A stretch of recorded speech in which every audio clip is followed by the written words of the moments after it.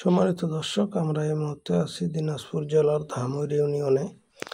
এখানে আপনাদেরকে দেখাবো এখানকার কৃষকরা যে কৃষি আবাদ করে তার কীরকম বাম্পার ফলাফল হয় সেই সব কিছু চিত্র আপনাদেরকে দেখাবো। আপনারা ভিডিওটি শেষ পর্যন্ত দেখতে থাকুন।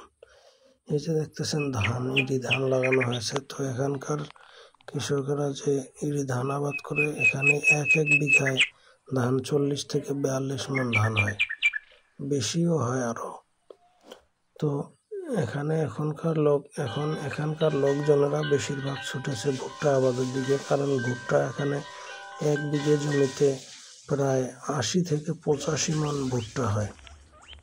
আর এক মণ ভুট্টার দাম 1100 থেকে 1120 টাকা এরকম দরে বিক্রি হয় ভুট্টা। যদি 80-85 মণ এক বিঘায় ভুট্টা হয়, তাহলে আপনি হিসাব করেন 1000 টাকা মণ হলেও 85,000 টাকা হয় এক বিঘা মাটিতে ভুট্টা।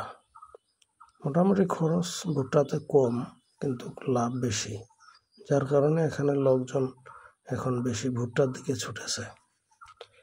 আর এই যে ইরি ধান দেখতেছেন, ইরি ধান এমন সুন্দর হয়েছে, মাটি দেখা যায় না, খুব সুন্দর ধানের চারাগুলো হয়েছে, মাটি দেখা যায় না। এগুলো জমিতে প্রায় 42-45 মণ ধান হবে এক বিঘা জমিতে, আশা করা যায়। যদি আবহাওয়া খারাপ না হয়, ঝড় বৃষ্টি না হয়, পাথর না হয়, তাহলে এখানে এক বিঘা জমিতে 40 থেকে 45 মণ ধান আশা করা যায়। এই দেখুন ধানের গাছ কি সুন্দর গোপস হয়েছে। ধান দেখে মনে হচ্ছে ফলাফল ভালোই আসবে।